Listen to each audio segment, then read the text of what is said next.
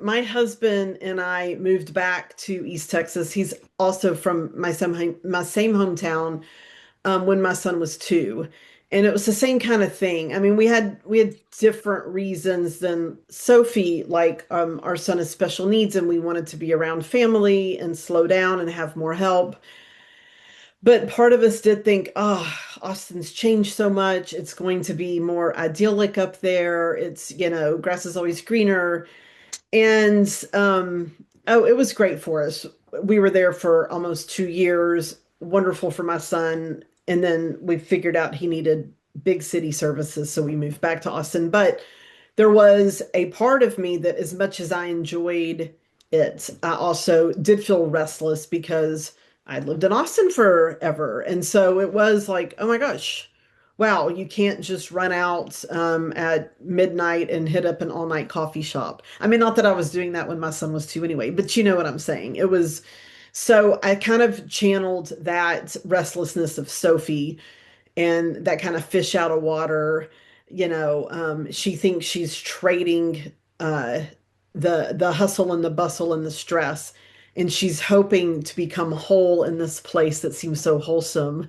And all it really does is amplify inside Sophie, not me, but Sophie, like her darker impulses. So Margot, gosh, and it's so hard to think of Margot in the book versus Mullen's Margot in The Hunting Wives and what the creator Rebecca Cutter did with her, because it's so bonkers incredible. And I think so much more layered than what I did in the book. But in the book, Margot is just this well, she's okay, she's hot. She's physically stunning, but she also has this other allure of she's above the law. She's part of high society, but she's also making fun of it at the same time. And there's something very, like intoxicating about her, to where when you're hanging out with her and you're having like girls' night, you kind of want to see where she's going to lead you, and you don't really know. And I think a lot of women have been around those friends, those kind of alpha females, where they're pushing the boundaries, maybe outside of your own comfort zone, but you can't help. It's like moth to a flame.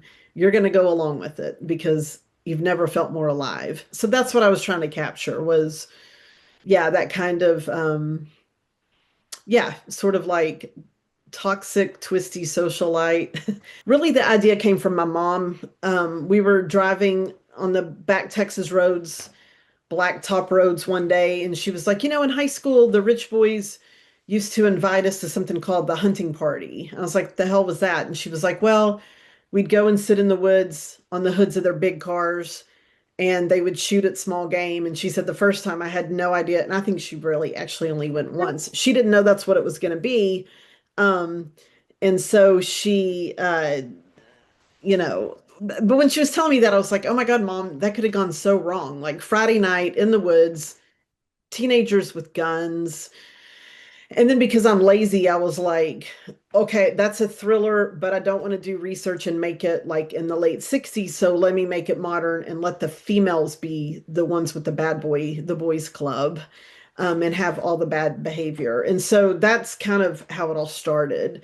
Um, I don't like to do a lot of plotting in my novels because no surprise for the writer, no surprise for the reader, but I do like to pay attention to structure. So I knew that on around page 50, there needs to be plot point one, and that's kind of Sophie's initiation into the Hunting Wives. To be very like blunt and clunky about it, it was time structurally to have that. And I'm not even sure it's on that page, but it happens around then. I have never had as much fun writing a book as I did when I wrote The Hunting Wives, and then also with all the Little Houses. Those were two where I was in a place for different reasons where um I'm giving myself permission to, I'm making hunch punch in the woods. I'm throwing every kind of alcohol in the barrel and I'm not really worrying about the outcome. I'm just along for the ride. So, wow, those two were fun. But especially the Hunting Wives. Supporting cast characters, who did you most enjoy surrounding her with as members of this club?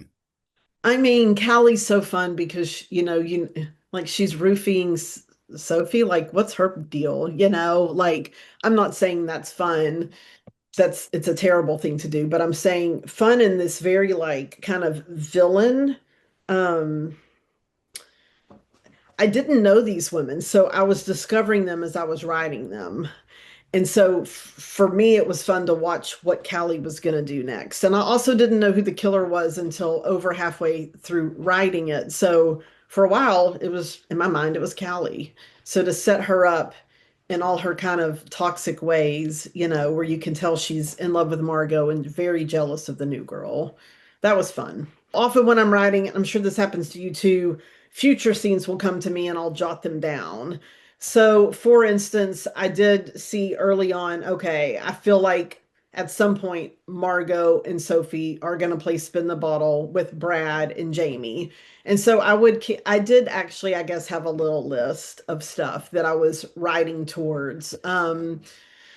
Yeah, and then same for all the little houses because there's a lot of explosive moments in that book too. And that's interesting that you asked me that because those are the things that I'm like, okay, I'm going to get to the fun stuff soon. Hopefully. I don't know what the hell I'm doing, really, is also the answer to every question.